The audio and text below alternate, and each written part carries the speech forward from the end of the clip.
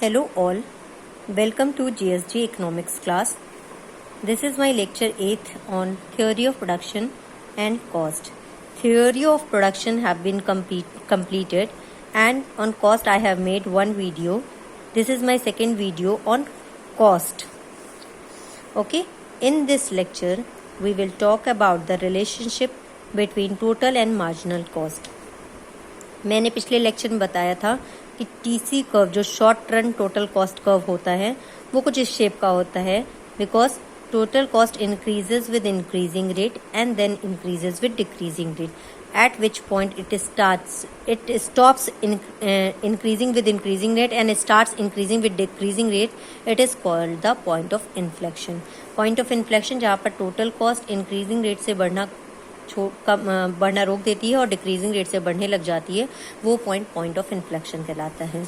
और इसी TC curve से हम मार्जिनल कॉस्ट कर्व भी निकालते हैं. ये हम शॉर्ट रन की बात कर रहे हैं जिसमें कि हम प्लांट को पूरा की पूरा चेंज नहीं कर सकते हैं, केवल कुछ फैक्टर ऑफ प्रोडक्शन को चेंज कर सकते हैं. तो ये शॉर्ट रन कॉस्ट की बात हो रही है. तो टोटल कॉस्ट के जो इन्फ्लेक्शन पॉइंट है वहाँ तक हमारे जो short run marginal cost curve होता है, इसको हम एसएमसी लिख दे रहे हैं, वो हमारा डिक्रीज करता चला जाता है जैसे जैसे आउटपुट हम बढ़ाते हैं.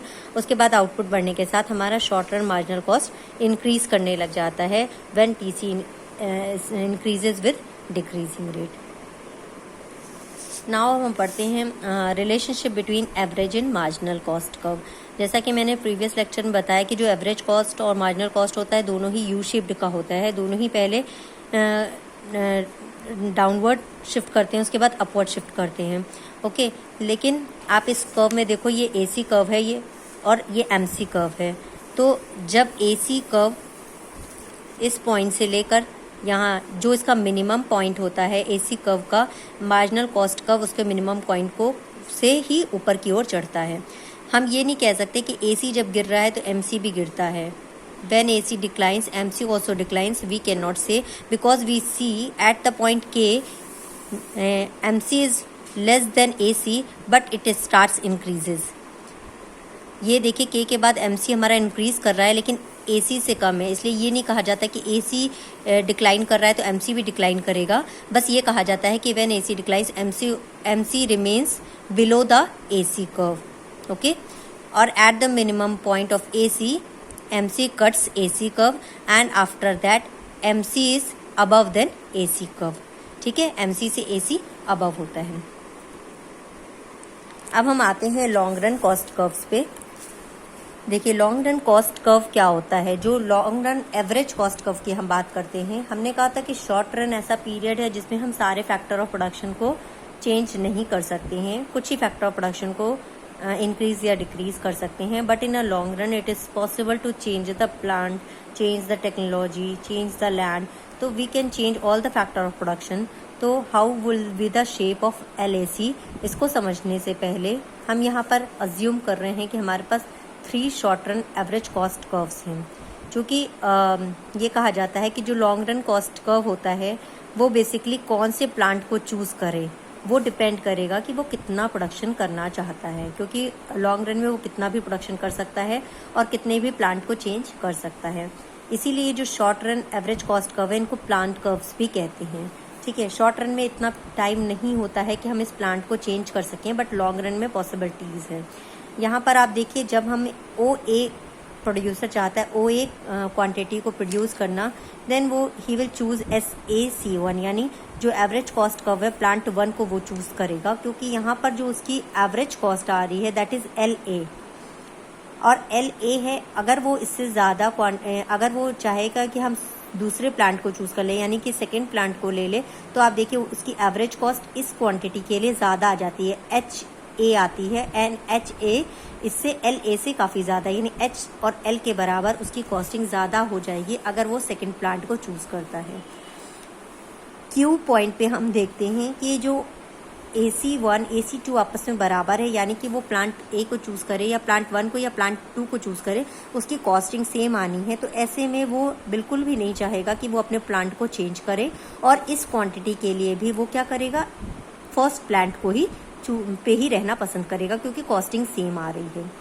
लेकिन उसके बाद हम देखते हैं कि जब उसको प्रोडक्शन को बढ़ाना होता है, यानी कि अब वो ओसी क्वांटिटी को प्रोड्यूस करना चाहता है, तो ऐसे में अब उसके लिए दूसरे प्लांट पे आना ज़्यादा प्रॉफिटेबल होगा SHC2 पे, बिकॉज इस प्लांट पे आप देखिए उसकी जो एवरेज कॉस्ट आ रही है वो KC है, जो कि JC से कम है, यानी JK के बराबर। अगर वो फर्स्ट प्लांट पे ही रहता है तो उसकी एवरेज कॉस्ट ज़्यादा आ रही है, ठीक है। एवरेज कॉस्ट ज़्यादा आने की वजह से वो सेकेंड प्लांट को चूज़ करना पसंद करेगा।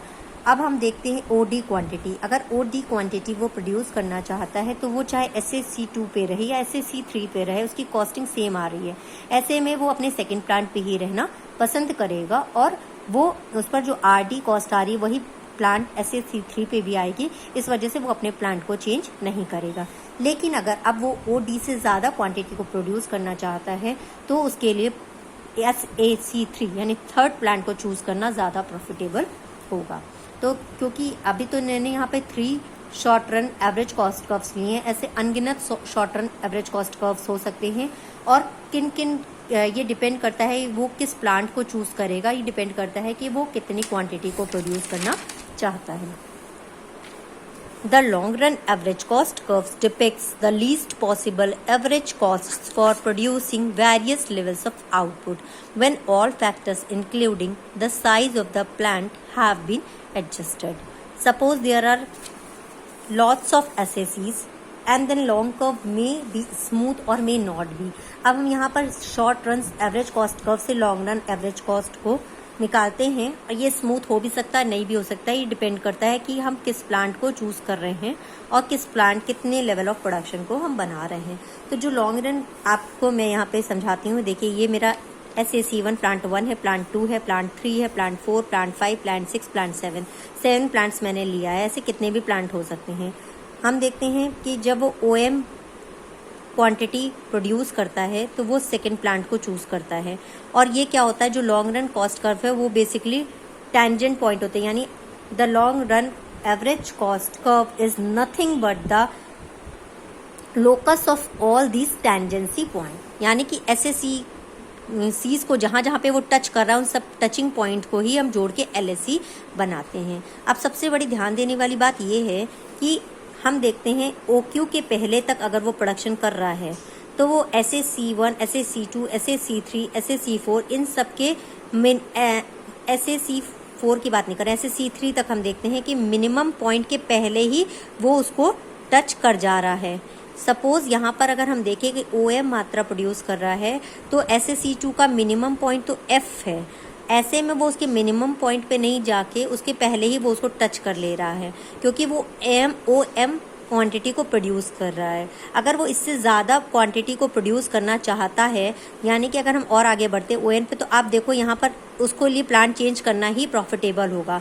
तो ऐसे में वो उसके क्योंकि उसके थर्ड क्योंकि यहाँ पर आप देखिए इतने के बराबर उसकी कॉस्ट क्या है, ज़्यादा हो जाएगी अगर वो सेकंड प्लांट पे ही रहता है। तो ये डिपेंड करता है कि आप कितनी क्वांटिटी को प्रोड्यूस करना चाहते हो। तो हम देखते हैं कि OQ क्वांटिटी के पहले तक वो SAC के मिनिमम पॉइंट से पहले ही टच कर जा रहा है। चलिए हम आपको फिर से बना के दिखा देते हैं क्लियरली। यहाँ पर शायद वो पहले से बना होने की वजह से आपको क्लियर नहीं हो पा रहा है। ये है आउटपुट आपका। यहाँ पर हम बना रहे हैं LAC, long run average cost curve, ठीक है। तो long run average cost curve कैसे बनता है, आप पहले एक long run average cost curve U shape का लगभग बना लीजिए। ये हो गया LAC, यहाँ इसका मिनिमम पॉइंट है, ठीक है। अब आप देखिए ये जो SAC1 बना रहे हैं इसका मिनिमम पॉइंट, फर्स्ट वाले का मिनिमम पॉइंट यहाँ पे आ रहा है, उसके बाद ये इंक्रीज़ कर रहा है। ऐसे ही सेकेंड वाले का मिनिमम पॉइंट बाद में आएगा, कहीं इसके टचिंग पॉइंट पे नहीं आके इसके बाद आएगा, ये हो गया। इसी तरह से थर्ड का भी हम देख लेते हैं मिनिमम पॉइंट, इसके बाद यहाँ पे इसका मिनिमम पॉइंट आ रहा है, ये आ रहा है। और फोर्थ वाले का जो मिनिमम पॉइंट पे ही इसको टच कर रहा है, ठीक है। यहाँ पे SAC1, SAC2, SAC3, SAC4। अभी हम यहाँ तक बताते हैं आपको। आप देखिए इसका मिनिमम पॉइंट यहाँ पे है, इसका मिनिमम पॉइंट यहाँ पे है, इसका मिनिमम पॉइंट यहाँ पे है और इसका मिनिमम पॉइंट पे ही ये टच कर रहा है, ठीक है। यानी कि अगर OQ मात्रा तक हम प्रोडक्शन करते हैं तो हम जो है SAC के मिनिमम पॉइंट पे रहते हैं, लेकिन इसके पहले तक हमेशा इसके मिनिमम पॉइंट से हम पहले ही टच कर जा रहे हैं। इसका रीज़न ये है कि वो जिस क्वांटिटी को प्रोड्यूस कर रहा है, सपोज इसका यहाँ पे प्रोड्यूस कर रहा है, ON क्वांटिटी को वो प्रोड्यूस कर रहा है, तो मिनिमम पॉइंट तो बाद में है, लेकिन अगर इससे ज़्यादा क्वांटिटी को प्रोडक्शन करना है तो आप देखिए उसके लिए प्रॉफिटेबल होगा सेकंड प्लांट पे जाना, ना कि इसी प्लांट पे रहना, क्योंकि उसकी कॉस्टिंग ज़्यादा आ जाएगी। अब आप यहाँ पे एक पॉइंट ले सकते हो, चलिए यहाँ पे हम ले रहे हैं, तो यहाँ पर उसकी जो एवरेज कॉस्ट आ रही है ON1 हम ले रहे थे। ON1 क्वांटिटी प्रोड्यूस करने के लिए अगर हम वो SAC3 प्लांट पे आता है तो TN1 के बराबर उसकी एवरेज कॉस्ट आ रही है, लेकिन अगर वो सेकंड प्लांट पे ही रह जाता है तो T1N1 आती है, तो TT1 के बराबर उसकी कॉस्ट ज़्यादा आ जाएगी। इसलिए जो इस पॉइंट के पहले तक, जब तक कि जो small run average cost curve है वो अपने मिनिमम पॉइंट पे LSC को टच नहीं करता है, उसके पहले तक मिनिमम पॉइंट के पहले ही SACs उसको टच कर देते हैं।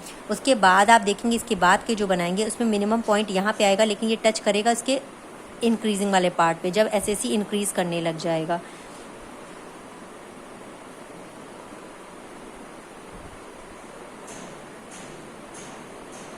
यहाँ पे लगभग तो आप देखेंगे कि जो ऑप्टिमम प्लांट है वो आपका फोर्थ प्लांट ऑप्टिमम है, SAC4।